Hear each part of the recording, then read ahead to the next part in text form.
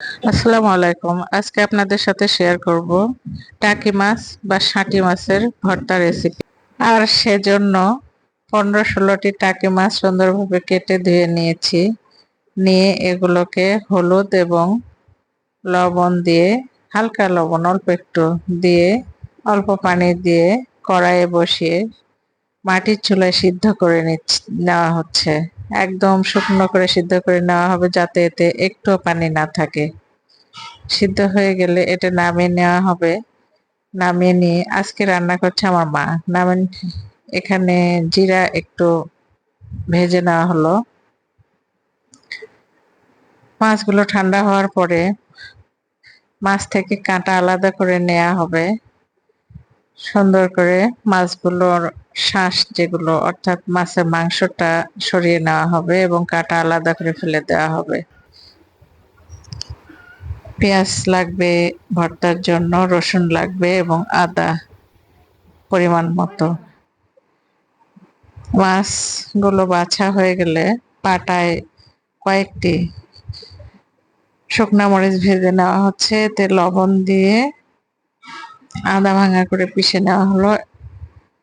এরপরে এতে ওই কেটে রাখা পেঁয়াজ, কয়েক পিস রসুন এবং আদা আর জিরাগুলো, ভেজে রাখা জিরাগুলো দিয়ে চাটনি তৈরি করে নেওয়া হবে। চাটনি তৈরি করে নেওয়া হচ্ছে। এগুলো করার পরে এক সাইডে সরিয়ে রাখা হবে। এই পেঁয়াজগুলো যোগ করা হচ্ছে, রসুনগুলো এবং আদাগুলো। চাটনি আলাদা করে সরিয়ে রেখে মাছের শাঁসগুলো সুন্দরভাবে পিষে নেওয়া হচ্ছে, মিহি করে পিষে নেওয়া হচ্ছে।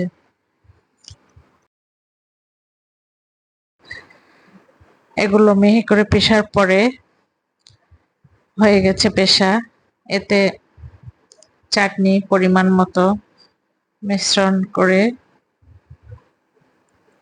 আর একটু সরিষার তেল অ্যাড করে নেওয়া হবে। সরিষার তেল দেওয়া হচ্ছে। এই ভর্তাগুলোতে একটু ঝাল চড়া না হলে স্বাদ লাগে না।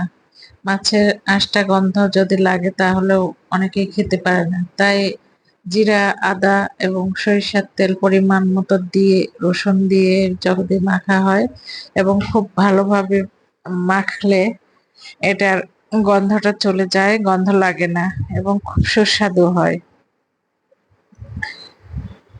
ভর্তাটা খুবই সুন্দর হয়, চমৎকার হয় এবং এটার মাখানোর উপরে এবং পেশার উপরে এটার স্বাদ নির্ভর করে। সবার হাতে এই ভর্তাটা স্বাদ হয় না। দেখুন আমার আম্মা টেস্ট করে করে আবার হচ্ছে এতে প্রয়োজনীয় মরিচ, পেঁয়াজ মানে চাটনিটা প্রয়োজনীয় ভাবে দিচ্ছে। একটু যদি কম হচ্ছে আবার দিচ্ছে। দিয়ে দেখে দেখে যখন এটা স্বাদ পর্যাপ্ত পরিমাণে সঠিকভাবে স্বাদটা চলে আসবে তখন এটাকে পারফেক্ট রূপে রেখে তুলে রাখা হবে। চাটনিতে পেঁয়াজ, রসুন এবং আদা কিন্তু আদা ভাঙা হবে, ফেলে যাবে না। ভর্তা বারবার টেস্ট করতে হচ্ছে, কারণ যদি একটু কমজোরি হয়, লবণ একটু ঝাল কম হয় তাহলে খুব একটা স্বাদ করে না।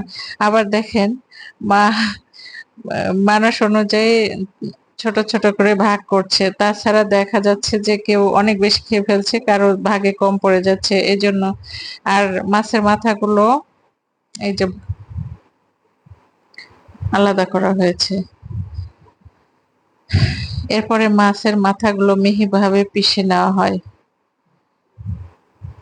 এই মাথাগুলো মিহিভাবে পিষে নেওয়া হচ্ছে, কাঁটাগুলো যেন আস্ত না থাকে। সুন্দর মোলায়েম ভাবে পিষে নিয়ে আলতো হাতে মা এই যে চাটনিগুলো মেশাচ্ছে, আবার একটু সরিষার তেল অ্যাড করবে। চাটনিগুলো প্রয়োজনীয় মাছের মাংসের সঙ্গে যে পরিমাণ চাটনি লাগছে, এই মাথার কাঁটাতে তার চাইতেও বেশি চাটনি লাগে। এবং এটা সাধারণত ভাত দিয়ে খাওয়া হয় না, এটা মুখের সাথে আমরা খেয়ে থাকি, এমনি এমনি খাই।